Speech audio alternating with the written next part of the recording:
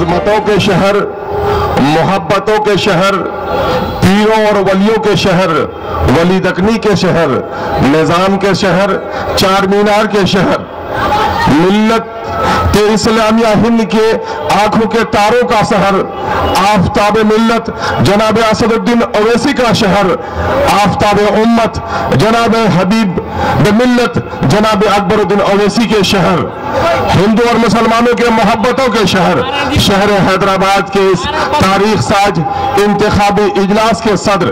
جناب احمد پاسا صاحب، جنرل سیکریٹری آل انڈیا مجلس اتحاد المسلمین داعش پہ تشریف فرما، مجلس اتحاد المسلمین کے معروف و مشہور لیڈر، آپ سبوں کے مقبول لیڈر جناب معظم خان صاحب رکن اسمبلی، عزت مآب جناب رضوی صاحب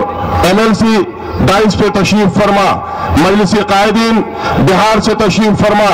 مجلس اتحاد المسلمین بہار اکائی کے جنرل سیکریٹری جناب بھائی آفتاب احمد انجینئر صاحب،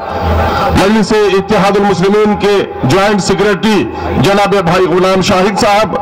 سرگرم رکن جناب اشتیاق احمد صاحب، بھائی غلام سرور صاحب، یہاں پر موجود شہر حیدرآباد کے غیور نوجوانوں، دانشوروں، بزرگوں، صحافیوں اور مجلس اتحاد المسلمین کے پروانوں، اس وقت میں آپ کو یہاں بڑے ادب کے ساتھ، اخلاص کے ساتھ سلام کرنے کے لیے حاضر ہوا ہوں۔ گزشتہ کئی دنوں سے میں آپ کی بستی محلے میں دورے کر رہا ہوں، میں نے اب تک جتنے سیاسی جلسوں کو خطاب کیا ہے اور میں نے وہاں کے حاضرین کے چہروں پر، نوجوانوں کی آنکھوں میں، بوڑھوں کی پیشانیوں پہ جو اعتماد، جو خلوص اور جو رمق دیکھی ہے، یقیناً مجلس اتحاد المسلمین کی بہت ہی تاریخی فتوحات کا ایک ثبوت کے طور پر اسے پیش کیا جا سکتا ہے۔ میں اللہ رب العزت سے دعا گو ہوں اور مجھے اعتماد کل بھی ہے کہ انشاءاللہ العزیز مجلس اتحاد المسلمین اب کی بار پچھلی تاریخوں کو توڑتے ہوئے بھی نمایاں ترین کامیابی حاصل کر کے شہر ہمارا ہے، میئر ہمارا ہوگا، اس نعرے کو سچ ثابت کر دے گا۔ میرے بھائیوں، میں نے جب آپ کے مختلف حلقوں میں حاضری دی تو میں نے وہاں جا کر پکار کر یہ باتیں کہی ہے کہ میرے بھائیوں، بزرگوں، اس وقت جو آپ کے جلسے ہو رہے ہیں، آپ کے کارپوریٹرز کے جو امیدوار ہیں، ان امیدواروں کی بہتری، ان کے خدمات، ان کی صلاحیتوں کا تذکرہ ہوتا ہے، لیکن میں وہ ان کے تذکرے سے قاصر ہوں، اس لیے کہ میں نے جو کچھ بھی ان کے بارے میں جانا ہے وہ میں نے سنا ہے۔ آپ کا امیدوار آپ کے محلے کا رہنے والا ہے، آپ نے سنا نہیں ہے، ان کو دیکھا ہے اور ان کو پرکھا ہے، اس لیے آپ کی شہادت معقول ہوگی، میری شہادت معقول نہیں ہو سکتی۔ میں جو ہمالیہ کی آغوش سے، بہار کے اس کونے سے جہاں نیپال اور بنگلہ دیش کی سرحدیں ملتی ہیں، اس کونے سے دورہ صرف آپ کے سامنے میں ایک فریاد لے کر آیا ہوں۔ وہ فریاد کیا لے کر آیا ہوں کہ بلدیہ کا الیکشن، عمومی اعتبار سے گلیوں کی تعمیر کا الیکشن، گلیوں کے روشنی کے نظم کا الیکشن، پانی کے انتظام کا الیکشن، بنیادی تعلیم کا الیکشن، بچوں کے صحت اور گندگی کی صفائی کا الیکشن سے عبارت ہوتی ہے۔ لیکن میرے بھائیوں، اس تاریخی شہر کے اس بہت ہی تاریخ ساز مجلس کے اس انتخاب کا جو عمل اس وقت ہے، وہ ممکن ہے اس شہر کے لوگوں کے لیے بلدیہ کا الیکشن ہو، لیکن ہندوستان کے کروڑ مظلوم مسلمانوں کے آنکھوں کے سامنے میں، کروڑ دلیتوں کے سامنے میں، محروموں کے سامنے میں، یہ الیکشن آپ کے بلدیہ کا الیکشن نہیں ہے، بلکہ ہندوستان میں سیاست میں صداقت اور حقائق، بے باکی اور بے خوفی کے شعر کو قوت بخشنے کا الیکشن ہے۔ اس لیے پورا ہندوستان بڑی امید بھری نظروں سے دیکھا جاتا ہے۔ میں نے کہا تھا پچھلے جلسے میں، نوجوانوں، غیور نوجوانوں، ہمت ور نوجوانوں، آپ کو لڑنا ہے گجرات کے ان فاسد قوتوں سے جس نے ہماری ماؤں بہنوں کی عزت اور عصمت کو تار کیا ہے، ان ظالم پنجوں کو مروڑ دینا ہے جس نے بابری مسجد کے توڑنے کے اسباب پیدا کیے۔ اس لیے تالیاں ایسی بجاؤ کہ بابری مسجد کے توڑنے والے اور سازش کرنے والے کے رخسار سرخ ہو جائے۔ تمہاری تالیاں ایسی بجے کہ گجرات کے ان قاتلوں کے گال لال ہو جائے اور وہ ہمت سے ان کے سر جھک جائے. تمہاری تالیاں نہیں ہوتی ہے, تمہاری ان تالیوں میں تلوار کی گرج ہو اور تماچے کی قوت ہو کہ ظالموں کے چہرے کو لال کر دو. میرے بھائیوں اور بزرگوں, میں اس وقت جو آپ سے کہنے کے لیے آیا ہے کہ بدقسمتی سے اس وقت سیاست کی بحثی اتنی گندی ہو گئی ہے کہ اس وقت امت مسلمہ کا وہ فرد بھی جو اس وقت سیاست میں قدم رکھتا ہے کہیں نہ کہیں سے مصلحت کی چادر اوڑھ لیتا ہے, کہیں نہ کہیں منفرد کے کمبل اوڑھ لیتا ہے, کہیں نہ کہیں خوف کے پیرہن کی بنیاد پر وہ حق بات نہیں کہہ سکتا. اس سے بڑی بدقسمتی کیا ہوگی؟ اے جیانو, میں آپ کو مبارکباد دینا چاہتا ہوں. یقیناً آپ کا دل غمگین ہے, میری ماں کی آنکھیں بھی نم ہیں جب اپنے مسجد کے میناروں کے ٹوٹنے کی خبر ان تک پہنچتی ہے. جب ساناج کی آہ پہنچتی ہے گجرات سے تو یقیناً ہے کہ ہر درد میں انسان رونے پر مجبور ہو جاتا ہے. میرے نوجوان بھائیوں, کیا آپ کی غیرت نہیں للکارتی اگر مندر کا کلش بھی ٹوٹ جائے تو اس کی حفاظت کرنا ہماری ایمانی ذمہ داری ہے, اور مسجد کا ستون بھی ٹوٹ جائے تو اس کے خاطر گردن کٹا دینا ہمارا ایمانی فریضہ ہے. میرے بھائیوں, اس ملک میں دلی کے پتھر اور کنکروں سے پوچھو, آگرہ کے ذرے ذرے سے پوچھو, یہاں پر چار مینار کے ان میناروں سے پوچھو, گولکنڈا کی ٹوٹی ہوئی دیواروں سے جا کر پوچھو, ہر جرہ ہر ٹکڑا پتھر کا چیخ چیخ کر کہہ رہا ہے کہ اے مسلمانوں, یہ تمہارے ماضی کے اسلاف کے عظمت کے قصے ہیں. کبھی اس ملک میں تم سلطان ہوا کرتے تھے, تمہارا حکم اس ملک میں چلتا تھا, تمہارے بزرگوں نے, تمہارے ولیوں نے اس ملک میں انسانوں کے اس دبے کچلے افراد کو جن کو سودروں کی زندگی جینے پر مجبور کر دیا تھا, اس ملک میں کتے اور شور کی بھی عظمت تھی. لیکن بھیم راؤ امبیڈکر بابا سے پوچھ لو جا کر, بابا بھیم راؤ لکھتا ہے کہ مہاراشٹر کے اس تالاب میں جہاں سور بھی نہاتا تھا, جہاں جانور نہاتا تھا, کوئی پابندی نہیں تھی, لیکن سودر کے بچے نے, غریب ہندو کے بچے نے جب نہایا تو اس کے پیٹ اس وقت کے ڈنڈوں سے پھوڑ دیے گئے تھے. اس کے پیٹ میں چھڑیوں کی ڈال آ گئی تھی, اس لیے کہ سودر کے بچے نے اس تالاب میں نہانے کی حماقت کی تھی. میرے بھائیوں, مجلس اتحاد المسلمین نے پوری ڈھٹائی کے ساتھ,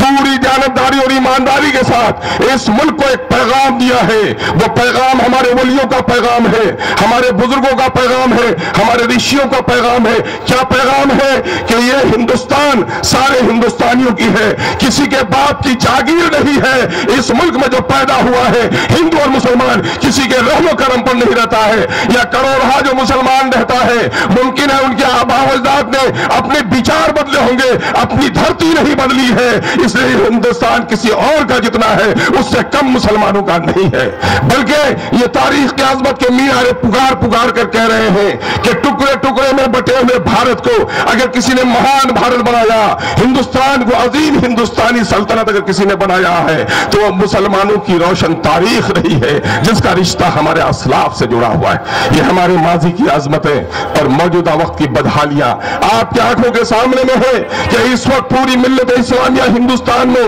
سب سے رذیل امت بن کر رہ گئی ہے, سب سے غریب امت بن کر رہ گئی ہے, مفلوق الحال بن کر رہ گئی ہے, محروم بن کر رہ گئی ہے, مظلوموں کے پچھلے سب پہ کھڑی ہونے والی امت بن کر رہ گئی ہے. میرے بھائیوں, ایسے وقت میں آپ کا یہ الیکشن آپ کے بلدیے کا الیکشن نہیں ہے, بلکہ میں تو آپ کے شہر میں آیا, میں آپ کے شہر میں اس ماں کو سلام بھی کرنے کے لیے آیا جس ماں نے ایسے شیر دل بیٹوں کو جنم دیا ہے. ہم نے تاریخ کے اوراق میں پڑھا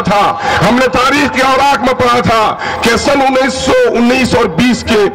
وقت جب کہ خلافت ترکی کی معذور کی گئی تھی تو دلی کی ایک بڑھیا کے بارے میں نعرہ لگایا جا رہا تھا, کہتی ہے اماں محمد علی کی جان بیٹا خلافت پر دے دو. مولانا شوکت علی اور مولانا محمد علی جوہر کی تاریخ کو اگر کسی نے زندہ کیا ہے تو آپ کے شہر حیدرآباد کے جناب اسد الدین اویسی اور اکبر الدین اویسی نے اسے زندہ کیا ہے. آج اس کی پوری زندگی ملت کے لیے عبارت بن گئی ہے. میرے بھائیوں, قیادت دنیا میں کیا چیز ہوتی ہے ان لوگوں سے پوچھو جن کی قیادت چھن گئی ہے. قیادت کیا ہوتی ہے بہار کے مظلوموں سے پوچھو, قیادت کیا ہوتی ہے گجرات کے مظلوموں سے پوچھو, قیادت کیا ہوتی ہے آسام کے جیل میں بند قیدیوں سے पूछो क़यादत क्या होती है, बंगाल के मुसलमानों से पूछो, आबादी 25% है, असेंबली में कोई हिस्सा नहीं है, आसाम में 30% आबादी है, अभी जाकर बदरुद्दीन अजमल साहब ने थोड़ी अंगड़ाई ली है, बिहार में 17% हमारी आबादी है, लेकिन असेंबली में हमारी कोई कदर और मंजिलत नहीं है।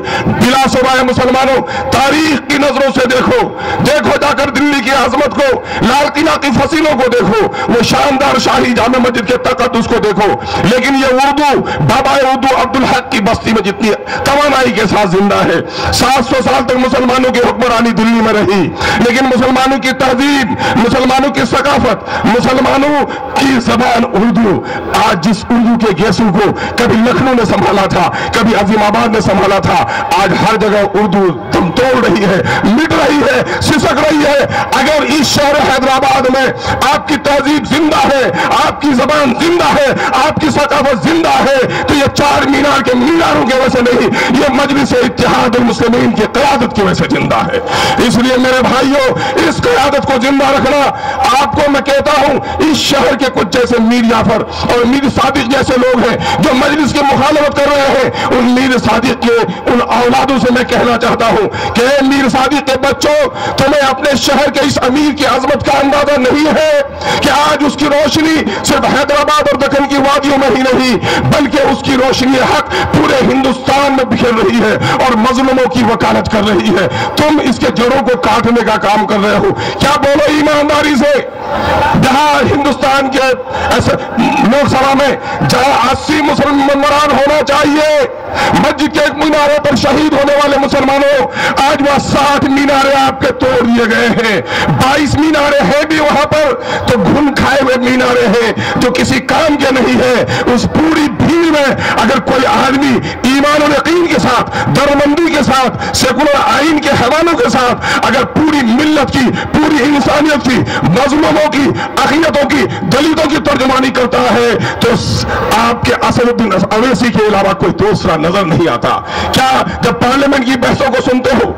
जब टीवी में फिरका परस्तों के जहर आलूद बयानात की बुनियाद पर किसी मुबाहिसे में अपने शेर को देखते हो, तो दिल कितना चौड़ा हो जाता है कि मेरे हैदराबाद के शहर का एक बेटा आज गरज रहा है। मेरे भाइयों, बल्दिया का इलेक्शन, ये तवाना दरख्त जो आज नकीब मिल्लत की हैसियत से खड़ा है, हबीब मिल्लत की हैसियत से खड़ा है, इस तवाना दरख्त की जड़ों का नाम बल्दिया का इलेक्शन है, जिसकी आप आबियारी कर रहे हो। देखो, जड़ों को काट दिया जाता है तो इसके असरात पत्तों टहनियों पर पड़ते हैं। जड़ें कट जाती है तो पत्ते जर्द हो जाते हैं, टहनियां सूख जाती है। अगर असेंबली और पार्लियामेंट में अपनी तवानाई को बरकरार रखना चाहते हो तो बल्दिया के हर एक सीट को जीतना आपका फरिया है। अपने वक्त और कुव्वत को इसमें लगा दो। लोगों, वो ताश के पत्तों का खेल नहीं है, न उंगलियों के इशारों के खेल का नाम है। दरअसल वोट अपने ज़मीर और अल्लाह की अमानत को अहले अमानत के हवाले कर देने का नाम है। इसलिए मेरे भाई और बुजुर्गों, मैं कहना चाहता हूं कि ये अमानत वो अमानत है,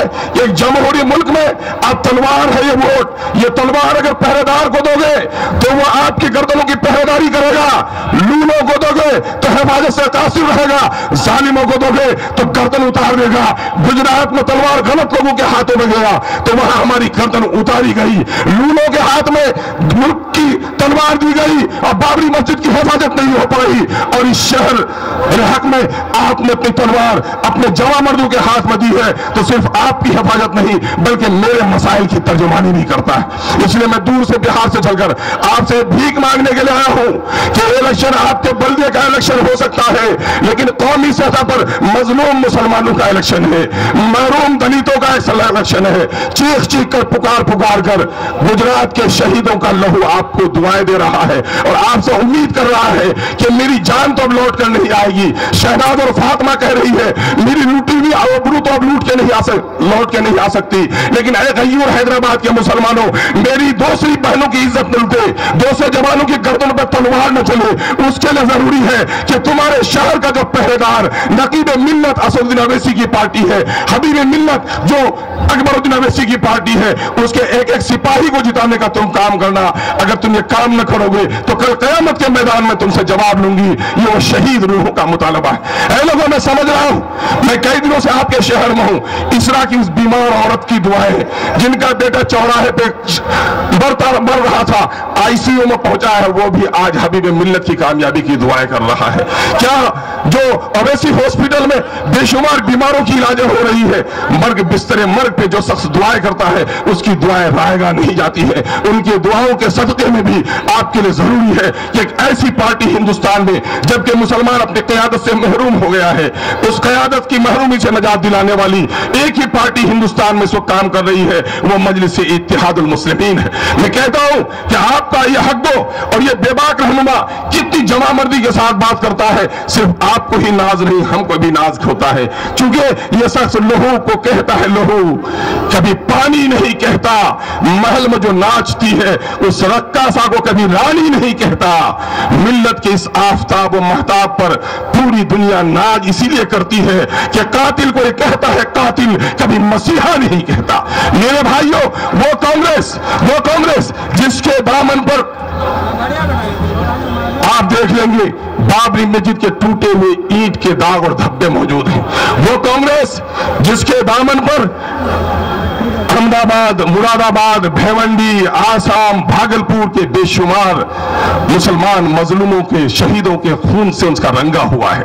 आज वो कांग्रेस मुसलमानों की वकालत बात करती है। बहुत सारे हमारे गुमराह दानिश ये कहते हैं कि सचर कमेटी और रंगनाथ मिश्रा कमीशन के जरिए से मुसलमानों के गमों पे कांग्रेस ने आंसू बहाया है। मैं आपको यकीन दिलाता हूं, कांग्रेस ने सचर कमेटी और रंगनाथ मिश्रा कमीशन के जरिए से मुसलमानों के गमों पे आंसू नहीं बहाया, बल्कि हिंदुस्तान की फिरका परस्त जमातों से आगे बढ़ने के लिए हिंदुस्तान के फिरका परस्त जहनों को पैगाम दिया है कि गुजरात में जो तलवार से सिर्फ काटता है वही फासिस्ट नहीं है, फासिस्ट हम भी है, मेरा तरीक़ेकार अलग है। गुजरात के अहमद ने तलवार चलाई है और हमने शरबत में मिला के जहर पिलाई है। ये मुसलमान जो 23% मुलाजमत थी उनकी, उनको जो नीचे पहुंचा दिया है, ये मेरा तरीका है। मजलिस इत्तेहादुल मुस्लिमीन गैर मुस्लिमों को पैगाम देता है कि मेरे गैर मुस्लिम भाइयों, आपके हकीकी हमदर्द अगर कोई हो सकते हैं, ऐ मेरे दलित भाइयों, जिस वक्त जमीन पे आपको बैठाया जाता था, इज्जत से आपको पांव में चप्पल पहनने की इजाजत नहीं थी, कुर्सियों पर बैठने की इजाजत नहीं थी, शोफा के दरमियान में बैठने की इजाजत नहीं थी, तो इस मुल्क में हमारे वलियों ने ही आपको इज्जत देने का काम किया था। आज सियासत के मैदान में आज भी ख्वाजा अजमेरी रहमतुल्लाह अलैह हो या ख्वाजा केसुदाज हो, हिंदू और मुसलमान दोनों जाकर वहां पर हाजिरी देता है। आज सियासत के मैदान का अगर कोई ख्वाजा है तो उसका नकीब मिल्लत, उसका नाम असदुद्दीन अवैसी है। हिंदू और मुसलमानों दोनों मिलकर उसको कुव्वत देने का काम करो, इसलिए कि इस मुल्क में मेयर की कुर्सी पर दलितों को बैठाने का काम अगर किसी ने किया है तो मजलिस इत्तेहादुल मुस्लिमीन ने किया है। मजलिस इत्तेहादुल मुस्लिमीन का ये ईमानी यकीन है कि मेरे हिंदू भाइयों, खुदा की कसम मैं तुम्हें पहचानता हूं कि तुम मेरे भाई हो, तुमको पता नहीं कि मैं कौन हूं, इसलिए कि तुम उसी आदम और हव्वा की औलाद हो जिसके औलाद हम हैं। मैंने अपने भाई को पहचाना है, इसलिए हम तुम्हारे हमदर्द हो सकते हैं, दर्जों पे बांटने वाला तुम्हारा कभी मसीहा नहीं हो सकता। फानूस बन के जिसकी हिफाजत हवा करे, वह शम्मा क्या बुझे जिसे रोशन खुदा करे। अस्सलाम वालेकुम, आदाब अर्ज। मजलिस इत्तेहादुल मुस्लिमीन जिंदाबाद, शहर हैदराबाद पाइंदाबाद।